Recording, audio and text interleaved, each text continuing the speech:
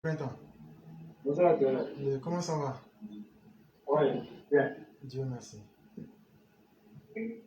Donc, Et de votre côté? Oui, ça va, on se plaint pas, on se maintient. D'accord. Ok. Je dis bonsoir à tout le monde. Voilà. Bonsoir à Berthe, à tous les intervenants. Et ce soir, je n'aurai pas trop grand-chose à dire. Et je viens de féliciter et d'encourager tous les élèves de la classe et encourager aussi les Ivoiriens à soutenir le président Alassane Ouattara et dans sa quête de développement et de paix de la Côte d'Ivoire. Et surtout, à cette période de crise entre la Côte d'Ivoire et le Mali, le président Alassane Ouattara il a plus que besoin du soutien massif de tous les Ivoiriens, quelle que soit leur appartenance politique, religieuse, ethnique et leur zone géographique. Le président a besoin de leur soutien. Et voilà pourquoi nous ne cessons de dire aux gens, on peut ne pas être d'accord du point de vue de la politique, mais quand il s'agit de la nation, je pense que chacun doit enlever son manteau de parti politique, de religion, d'ethnie, et de se dire que nous sommes tous d'abord ivoiriens avant d'être politiciens, avant d'être qui que ce soit. Et voilà pourquoi, quand on parle du patriotisme, parce qu'être patriote, il n'y a pas de condition. Il n'y a pas de condition pour être patriote. Quand on est patriote, on défend son pays et on contre tous les déstabilisateurs et toutes les personnes qui veulent mettre le pays à genoux. Et cette situation, malheureusement, nous a montré qu'il y a des personnes réfractaires au développement de la Côte d'Ivoire qui se sont soustraits de cet élan de solidarité-là, de cette fibre patriotique-là, pour porter le manteau des ennemis de la Côte d'Ivoire.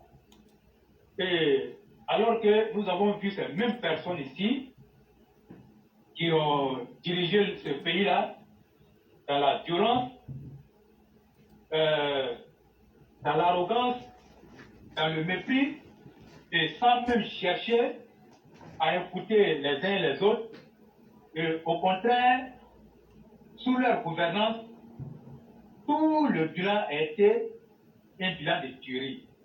Il n'y a pas eu de développement, il n'y a pas eu de rassemblement des Ivoiriens, mais alors qu'avec le président Alassane Ouattara, nous avons vu ce qu'il a déjà fait.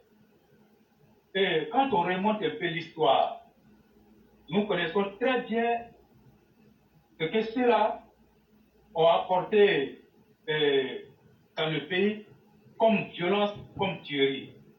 Et ça, inutile même de rappeler ça aux Ivoiriens, puisque nous vivons en Côte d'Ivoire, nous sommes des Ivoiriens, et ceux même qui ne sont pas, qui ne vivent pas sur le sol ivoirien, ont pu voir certaines images et ont pu quand même voir ce qui s'est passé dans le pays.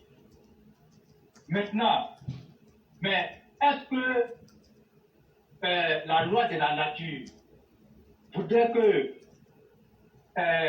quand tu te dis patriote, de partir t'allier avec une personne extérieure pour venir attaquer ton pays ou encore pour venir nuire à ton président sous le fallacieux prétexte que tu n'es pas au pouvoir et que cette personne-là doit dégager pour que tu puisses t'asseoir. Et là, maintenant, on ne va plus parler de complot et le pays va rouler au super bien. Mais quand moi je m'assois par moment et je regarde un peu les choses, j'analyse les choses de façon attentive, moi je me dis que la Côte d'Ivoire moderne, dont le président Alassane Ouattara a toujours rêvé, il a encore beaucoup à faire. Il a encore beaucoup à faire. Pourquoi? Parce que dans une société, quand les personnes, les mauvaises personnes sont beaucoup que les bonnes personnes, allez-y comprendre que la tâche ne sera pas facile. Et aujourd'hui, c'est ce que nous sommes en train de voir en Côte d'Ivoire. Mais ceci dit, moi je le dis à qui veut l'entendre, et moi je pèse bien mes mots. Nous avons parlé ici du cas de la justice. Et nous, en tout cas, en dehors de ce secteur-là, personne ne viendra nous dire le contraire quant aux prouesses du président Alassane Ouattara. En tout cas, si toi tu vis et que tu vois clair, tu entends tout, on ne peut pas venir te dire que le président Alassane Ouattara n'a pas apporté beaucoup à la Côte d'Ivoire depuis qu'il est arrivé au pouvoir. Mais quand vous avez ces personnes, comment on appelle, mal intentionnées, qui font la sourde oreille, et le seul langage qu'ils entendent, c'est le langage de la violence et le langage, comme on appelle, en tout cas le langage de la violence. Je pense que quand tu as essayé beaucoup de fois, à plusieurs reprises, plusieurs tentatives, de les ramener à la raison et de leur donner tout ce qu'il faut pour que la société soit parfaite, pour qu'ils ne se sentent pas comme on peut, comme le dirait l'autre, pour qu'ils ne se sentent pas rejetés ou encore réprimés. Mais quand ces personnes-là refusent tout ce que tu leur proposes, mais ce qu'ils veulent seulement de toi, c'est que tu meurs. Ils cherchent à te tuer. Je pense qu'à un moment donné, mais Dieu ne t'a pas fait pour que tu viennes te jouer les bons samaritains durant toute ta vie. On se joue les bons samaritains à quelqu'un qui veut de l'aide. On se joue les bons samaritains à quelqu'un à qui tu as parlé, tu veux aider et que la personne te dit oui, je suis d'accord avec ton aide. Moi, j'approuve totalement ton aide. Mais on ne se joue pas les bons samaritains avec quelqu'un qui dit je ne veux pas ton aide, même si tu me donnes ton aide, je vais prendre, mais moi je serai encore très violent et moi je te déteste et tant que tu seras là, moi je ne vais jamais bien me comporter avec toi. Au contraire, si tu t'amuses avec moi, je vais t'allumer, je vais te tuer. Mais qu'est-ce que tu dois faire de cette personne-là? Mais toi aussi, tu as la vie, tu as le droit à la vie. Et donc ces personnes-là, je pense qu'il ne faut plus leur laisser l'occasion de venir se jouer les bébés gâtés de la République. Et je parle bien de notre opposition improductive, toxique, qui n'a jamais rien apporté à la position positive. Et je parle bien, vous allez comprendre qu'il n'y a plus rien que le président peut donner à ses opposants. Et je l'ai dit ici, et je continue de le dire. La Côte d'Ivoire est le seul pays où l'opposition est plus à l'aise même que ceux-mêmes qui sont au pouvoir. Le président Alassane Ouattara. Personne ne peut le taper avec ça. À telle enseigne que les gens par moment pensent que le président c'est parce qu'il les fait, qu'il cède souvent facilement sur certaines situations. Non. Des personnes qui sont réfractaires à la paix en Côte d'Ivoire ne seront pas contents du fait que la paix règne et que ces personnes-là vont aller voter. Et ils vont tout faire pour mettre le pays dans la violence, essayer de tuer des personnes pour entacher les élections et on va venir s'asseoir pour compter des morts. Et quand on compte ces morts-là, et qui perd, c'est les personnes qui ont quitté leur famille pour aller manifester leur droit de vote afin que la démocratie triomphe. Ce sont ces personnes-là qui trouvent la mort. Pendant que ceux-mêmes qui ont travaillé à tuer ces personnes-là vont venir après les narguer la famille de ces personnes tuées et faire tout ce qu'ils veulent et on va aller s'asseoir pour parler d'une quelconque réconciliation. Mais qu'est-ce qu'il faut faire pour ne pas qu'on en arrive à ce phénomène-là? Je pense bien qu'il est plus qu'important de prendre des dispositions et de prendre tout ce qu'il y a comme pouvoir amener ces personnes-là à ne même pas essayer de tenter quoi que ce soit pour venir encore enterrer les populations. Et à cet effet, la seule chose qui peut effrayer, et ça sera une bombe à retardement, comme je l'ai signifié ici hier. Mais est-ce que la Côte d'Ivoire comme on l'appelle, est un laboratoire de bombes? La Côte d'Ivoire ne peut pas constituer l'Ivoire, ce n'est pas le cas.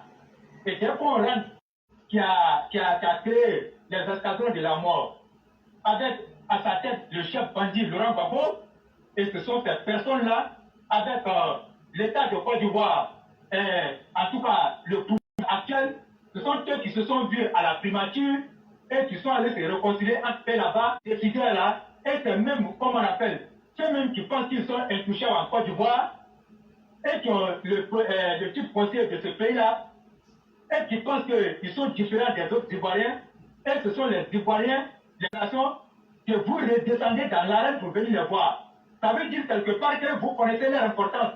Mais pourquoi vous les méprisez? Pourquoi la justice méprise, comme on appelle, ces populations-là au détriment, comme on appelle, de leurs bourreaux? Moi, je dis ça suffit. Je dis ça suffit. Je dis clairement ça suffit. À un moment donné, il faut arrêter de faire la politique de cette façon. La politique d'aujourd'hui doit être guidée vers la politique du développement. Et c'est ce que le président Alassane Ouattara fait. Mais là où je ne suis pas d'accord avec lui, et moi je ne serai jamais d'accord avec lui, et tant qu'il n'a pas fait ce que nous demandons, je dis bien la justice. Et là, moi, je ne suis pas d'accord avec le président. Je ne serai jamais d'accord, et tant que les choses resteront à l'état actuel. Il faut que les choses bougent. C'est vrai, beaucoup a été fait, mais moi, je dis que l'appareil judiciaire et bien d'autres, comme on appelle, institutions qui avaient été désorganisées, qui n'avaient plus de colonne vertébrale, et qu'il fallait repenser et reconstituer cette colonne vertébrale de la justice-là. Nous étions bien d'accord avec ça. Mais les années se sont succédées. Et la chose même qui a milité et qu'on envoie Laurent Gbagbo à la haie, et lorsque la CPI a demandé que Simone Gbagbo soit transféré à la haie, le président Alassane Ouattara a dit non. Si on a transféré Laurent Gbagbo et Préboudé, c'est parce qu'il n'y avait pas de justice capable de les juger ici, et que si on voulait faire en ce moment, d'autres allaient parler de victimes, de justice des faiteurs. Nous étions d'accord avec ça, monsieur le président. Et vous avez fait en ce moment, ça c'était une sage décision, et ça c'était bien. Maintenant que la colonne vertébrale de la justice ivoirienne a été constituée, mais qu'est-ce que nous attendions?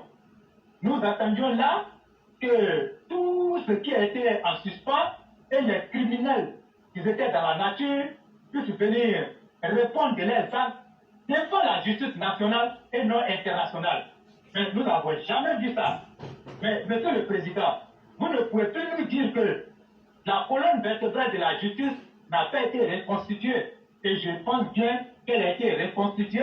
Et je pense bien même qu'il y a des petits voleurs de poulet et des petits voleurs de portables qui sont jugés dans cette même justice-là et jetés en prison.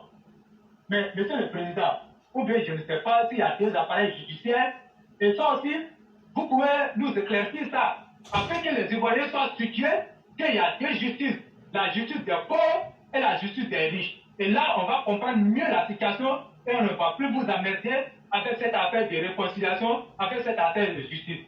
Et là, chacun saura comment se défendre. Mais tant que vous ne nous donnez pas d'explications, ou encore le ministre de la Justice ne nous donne pas d'explications, alors là, souffrez que nous en parlons de cette situation-là tous les jours. Parce que les populations attendent la justice. Aujourd'hui, c'est la majorité silencieuse.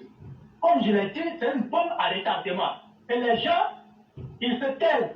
Ce n'est pas parce qu'ils sont d'accord avec cette façon de faire la justice ou encore ils sont d'accord avec cette façon de faire la réconciliation. Non, Monsieur le Président, rien n'a encore été fait. Depuis la CDBR, jusqu'à ce que vous venez créer ce ministère de la réconciliation là, rien n'a été fait. Rien n'a été fait. Tout ce que nous avons vu, c'est les petits voleurs de portable qui se retrouvent en prison.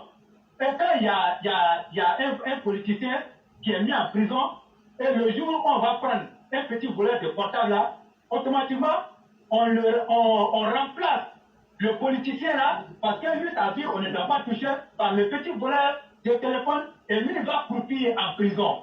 Il va aller manger du benzène, et le politicien qu'on ne doit pas toucher, lui sortira pour venir manger du caviar avec l'argent du pouvoir. Monsieur le Président, moi je le dis honnêtement, moi je ne suis pas un parachuté du RHDP, et moi je le dis, je suis très fier d'avoir été de vos côtés depuis 1995, parce que c'est là que moi je me suis réalisé que vraiment il faut véritablement accompagner le président Alassane Ouattara. Et j'étais encore jeune, mais j'ai embrassé la lutte très tôt parce que nous, on voyait en vous un espoir. Celui-là même qui allait venir donner, comme on appelle, cette justice aux Ivoiriens, mais comme je l'ai dit, dans les autres domaines, il n'y a pas photo. On ne peut rien vous reprocher dans les autres domaines. Mais le domaine de la justice, Monsieur le Président, même à l'intérieur de la Côte d'Ivoire, je ne vous apprends rien. Les organisations des droits de l'homme existent bien, les rapports sont là, vous pouvez voir les rapports, tout le monde est déçu de vous par rapport à cette façon de faire la justice.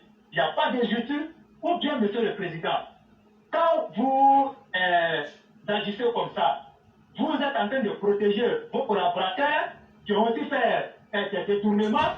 Je pense que si vous le faites comme ça, ça veut dire qu'il n'y aura jamais de justice en Côte d'Ivoire parce qu'il y a des personnes que vous protégez. Il ne faut pas protéger les voleurs de la République et les criminels. Il faut les mettre, comme on appelle, face à la justice. Et c'est à ce seul prix-là que la Côte d'Ivoire va probablement sortir, comme on appelle, de la violence et on aura un pays de droit où chacun va connaître sa place, où chacun saura ses devoirs. Mais faute de quoi, Monsieur le Président, quand vous allez quitter le pouvoir, vous allez vous rendre compte que vous avez bien travaillé dans les autres domaines. Allô? Allô? Oui, le roi du printemps. Allô? Oui? Allô? Oui, on est Oui, en... j'ai demandé si vous avez quelque chose à ajouter par rapport à ce que je viens de dire là. Non, vous avez dit totalement ce que nous pensons tous, hein, et je suis totalement d'avis avec vous. Je suis totalement d'avis avec vous. Oui, oui. Ok. Non, merci. Donc moi je suis en train de parler de ça parce qu'il faut prévenir. Il ne faut pas attendre que les gens viennent mourir et pour venir nous rassembler autour. Non, on est fatigué de ça. Il faut que ça s'arrête à un moment donné. Aujourd'hui, le cas de Priscilla Balé que vous voyez là, mais c'est parce qu'il y a eu tellement de complaisance, il y a eu tellement d'amusement dans cette affaire de justice là, qu'aujourd'hui on a encore ce problème-là. À un moment donné, il faut que ça s'arrête. Et moi, je le dis à qui veut l'entendre. Il faut que ça s'arrête. Et c'est ce que je voulais dire ce soir-là. Il n'y a pas de problème. Okay. J'ai dit merci à tous les élèves de la classe, merci à tous ceux qui nous ont suivis.